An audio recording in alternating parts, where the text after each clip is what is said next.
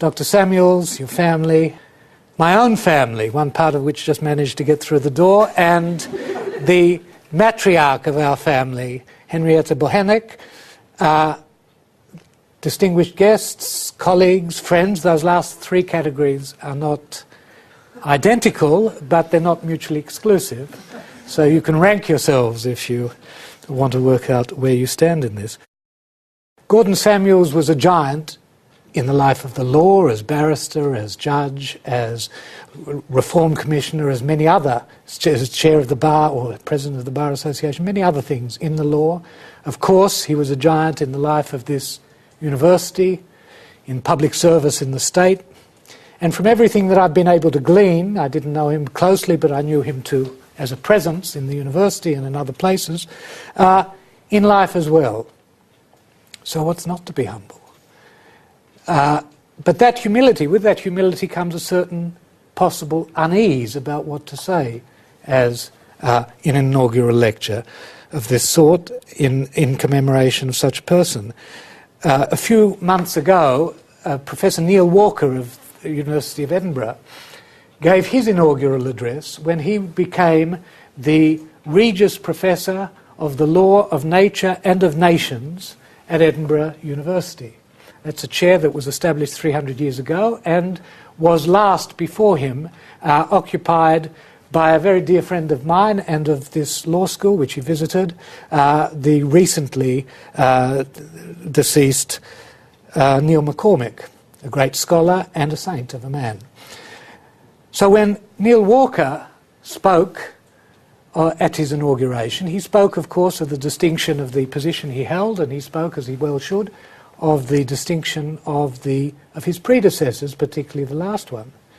But the chair actually was established by Queen Anne, and he didn't have a word to say about Queen Anne, and it's quite obvious why. This is a person who came to a position having manifested no qualities that were required to get to that, except dissent, who had a fraught and rather inglorious reign, which ended in 12 years. I, on the other hand, bear the name of a person whose every accomplishment was a result of his remarkable accomplishments, achievements, capacities. And he occupied, if we only take this one of the many positions he occupied, Chancellor of this university, for 19 years or 18 years, with distinction, with remarkable intelligence, with charm, perceptible at a great distance, which was where I saw him from, and with presence, also equally perceptible. And so there is a certain unease, and not simply feigned unease, that I feel in this position and in connection, in this association. And the only solace I can draw is from an old aphorism and metaphor that many of you will know. It was coined, I understand, in the 12th century, both by, I don't know that they fought for it, but both by the Christian scholar and philosopher Bernard of Chartres and the Talmudic scholar Isaiah Ditrani. They both talked about about scholarship as a kind of procession of dwarves who occasionally had the chance to stand on the shoulder of giants. And the message, the moral seemed to be that if you are a dwarf in the life of scholarship, it's not that bad really, because your meagre stature may not qualify you for much, but the position you occupy, the shoulders on which you rest, may allow you to see something. In any event, that's my hope, and and I'll try to vindicate that rather small ambition in what I have to say. My general area of interest is law and social theory, actually a concept, a term I'd never heard of before I had the job here. I was poached to start 2 courses in this law school because there had been some rivalry between 2 branches of the law school, both of whom wanted to have jurisprudence taught in some way or other. Some, I won't go into the details, it being invidious, wanting a course called legal theory, and another group wanting a course called law and social theory, and I was asked could I do them both, and I thought fine. But I've actually come to have a great affection for the term law and social theory and think, well, that is what I do. I don't know what Gordon Samuels would have thought of that combination. He was, of course, a man of extraordinary range and cultivation, and he also began his teaching career in Australia teaching jurisprudence in Sydney University, as I, some 30 years later, did my own. So perhaps he would have a soft spot for it, but if he did, he wouldn't be unique among lawyers, but he wouldn't be the most common of lawyers you find who think that everything after the first word in that combination somehow has gone awry. Lawyers know law, and the antisocial theory is something which academics with too much time on their hands get up to, as they get up to lots of things that people in serious professions shouldn't get up to or around to. And I want to challenge that in what I have to say and try to persuade you that even in some of the things which are central to what lawyers take to be their vocation, this combination of law and social theory is, and here is one of its greatest exponents from Sydney University, is one that we cannot do without. And my subject is the rule of law, which is one of those archetypal lawyers' phrases. There is rarely a lawyer's dinner of a certain solemnity which will go by without that expression. And if anything is associated by lawyers with what they know, it's the rule of law. So why any of this and social theory? Lawyers know what they know about law, they therefore know about the rule of law, the rest is just gumming up the works. Well, it's that belief, I hope somebody here holds it, because I want somebody, at least one person, to feel challenged. It's that belief that I do want to challenge in what I have to say. And my remarks will come in 6 parts. First, I want to talk about a remarkable thing and a recent thing, which is that the rule of law is now everybody's favourite. It was not always thus, and I want to say a few words about why, or not about why, about the simple fact that no one does without saying good things about the rule of law. Secondly, I want to present what I take to be 3 different versions, common and influential versions, of what this adds up to. What are we talking about with the rule of law? I'm going to present a lawyer's version, a philosopher's version, and a rule of law promoter's version. Thirdly, I want to say that each of these versions, or all of them, anyway, the 3, get it wrong. And notwithstanding the fact that they differ from each other in many ways, they have this in common, that they get it wrong for the same reasons, for the wrong reasons, but for the same reasons. They all make the same mistake about thinking about the rule of law. Fourthly, I'll present my own view of how one might think about the rule of law, which is otherwise known as the truth. Fifthly, I'll argue that this truth leads inexorably to the need for a social theory of law, for a social science, in fact, that doesn't exist, which is the social science of the rule of law.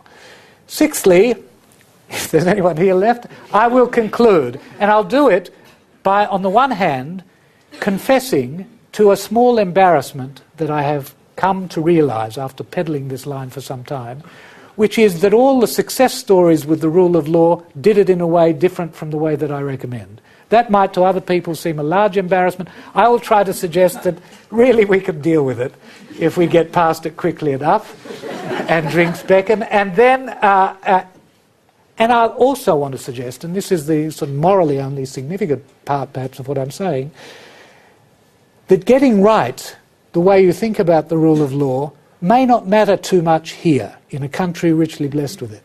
But it matters a great deal in the many places which are trying, or where the attempt is being made, to generate the rule of law where it didn't exist, or whether it's weak, or whether it's been flattened, or where there's no history at all. In precisely those places where the rule of law truly would matter if it existed, it does matter here, but it's a luxury product, you don't have to think about it.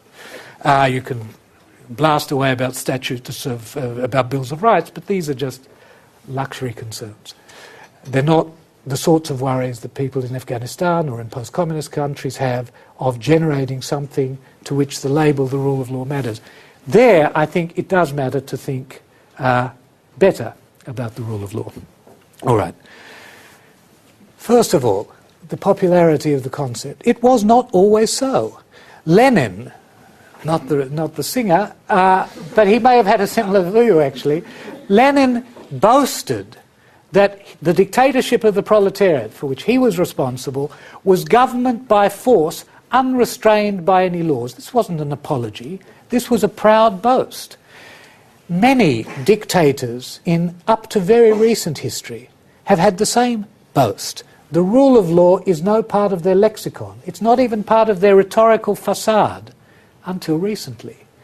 Recently, however, Robert Mugabe is quoted as saying that no government deserves the allegiance of its citizens unless it conforms to the rule of law. I shouldn't laugh, but he should know about these things. And if he is constrained to say such a thing, if dictators all over the world, most recently and more less malignly in Fiji, to trot this line that the rule of law is what they represent. We've got rid of the judges, we've got rid of the constitution, but the other ones that we're about to get in, they're just as independent as the ones who went. And the rule of law is what we're about. Now it's not only thugs in power who speak warmly these days of the rule of law, because there's been a long history of people, economists in particular, but many other social scientists, interested in what is called development, the developing countries.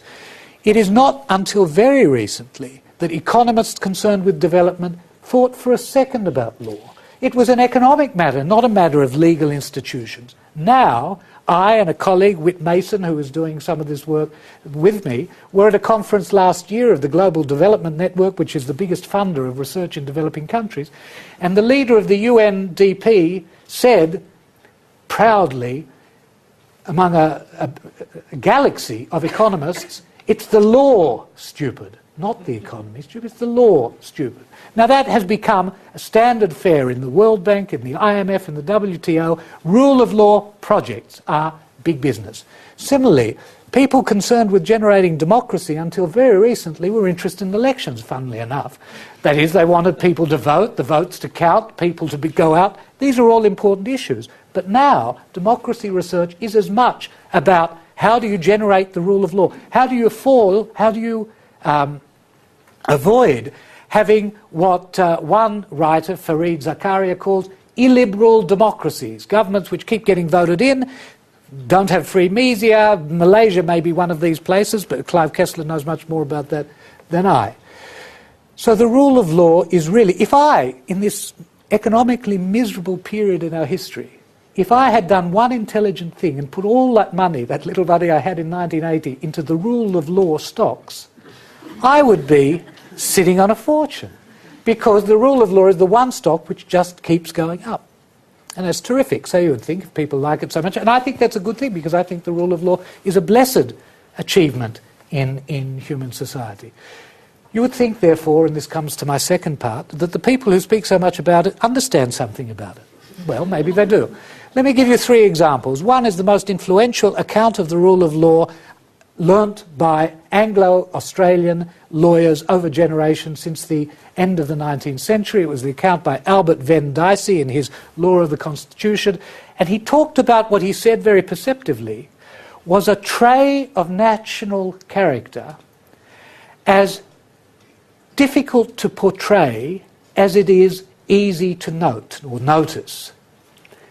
For that well-described, rather holistic phenomenon, he said, you get the rule of law when you have 3 things: courts which don't have wide discretions, all law adjudicated by ordinary courts, not by some special body, and thirdly, rights welling up from judgments in courts rather than coming down, as they do in some suspect jurisdictions, from constitutions.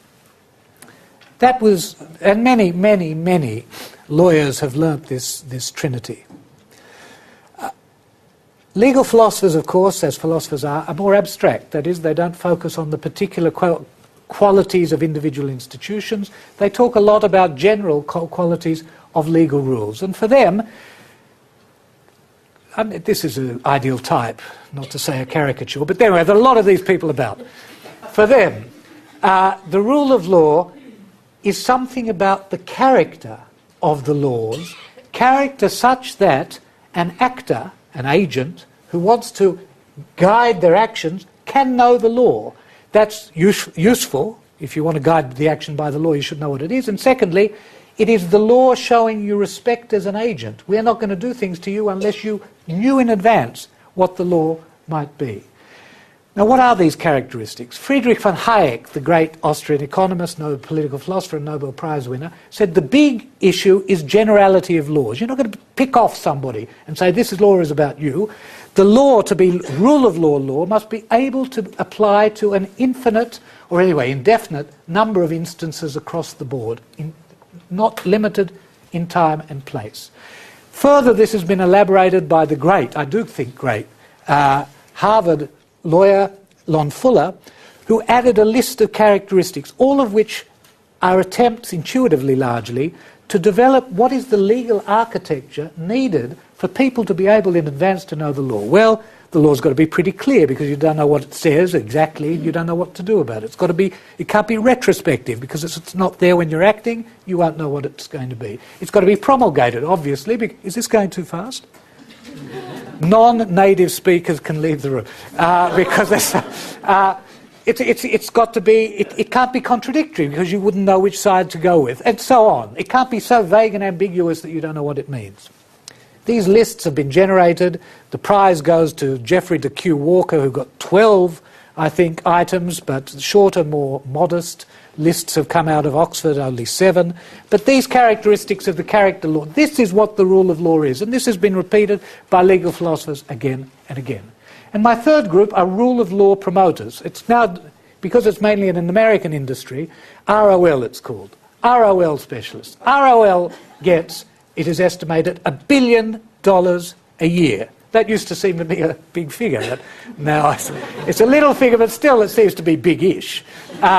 Who say, look, we put all this money into training judges, recruiting them, building courthouse, making sure that there's a computer on every table, starting a library, and still these guys are killing each other. And there is now some, not only disappointment, but disappointment in the rule of law itself. We gave them the rule of law, and look what they've done with it. Well, perhaps they didn't give them the rule of law. Which leads me to my third and critical section. Briefly, let me criticise these 3 versions and then try to bring that together into what is the fault that they all together exemplify. Well, if we start with Dicey, if laws can't be, if the rule of law doesn't allow discretion, that is the welfare state out the window. That's a rather big state to throw out the window carelessly. Secondly, if all the law has to be judged by one similar set of tribunals, not have special things for special purposes, as the French have special set of tribunals to deal with administrative law, that's the continent out the window. So as soon as you put your toe in the English Channel, you have left the rule of law behind. It's different on the other side, because America's on the other side, but even America has the problem that all its rights didn't swell up from the ground and from adjudication, but of course famously and influentially were codified into the Bill of Rights, and therefore in a way antithetical to what Dicey thought was the way in to the rule of law. And then generality of laws. This is a large theme in legal philosophy, the importance that laws be general, not particular commands that can victimise somebody, but that they be general. And this is the source of this trait of national character that Dicey found so easy to identify, even if hard to portray. And he quoted a number of 18th century Europeans who came to England and saw the rule of law growing there like a flower, among them Voltaire and many other people. Now, I owe this next passage, which I avoid no opportunity to read, to Mark Aronson. But eloquent though he is, it's not his own writing. It is written by the greatest of English legal historians, Frederick Maitland. Remember, the key to the rule of law, which England had in the 18th century like no other country in the world, is general laws that apply across the board. Maitland thus: I take up a list of statutes of 1786. There are 160 so-called public acts and 60 so-called private acts, but listen to the titles of a few of the public acts. An act for establishing a workhouse at Havering. An act to enable the king to license a playhouse at Margate. an Act for erecting a House of Correction in Middlesex, an Act for incorporating the Clyde Marine Society, an Act for paving the town of Cheltenham, an Act for widening the roads in the borough of Bodmin. Fully half of the public acts are of this petty local character. Then as to the private acts, these deal with particular persons. An Act for naturalising Andreas Emmerich, an Act for enabling Cornelius Salvage to take the surname of Tutton, an Act for rectifying mistakes in the marriage settlement of Lord and Lady Camelford, an Act to enable the guardian... Maybe I'll read the whole thing again. An Act to enable the guardians of William Fry to grant leases, an Act to dissolve the marriage between Jonathan Twiss and Francis Dorrill. Then there are almost countless acts for enclosing this, that and the other commons, and he goes on. Now this is the heart of the rule of law. It doesn't come any better than this. And yet, now what about the lists?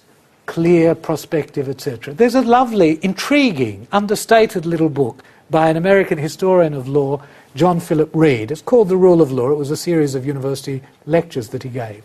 And he points out that not the term, but the concept of the rule of law is a very old one in English legal history. It goes back to the 13th century, where the law is the bridle of the king. The foe of the people committed to the rule of law was arbitrary power. That was the thing to avoid.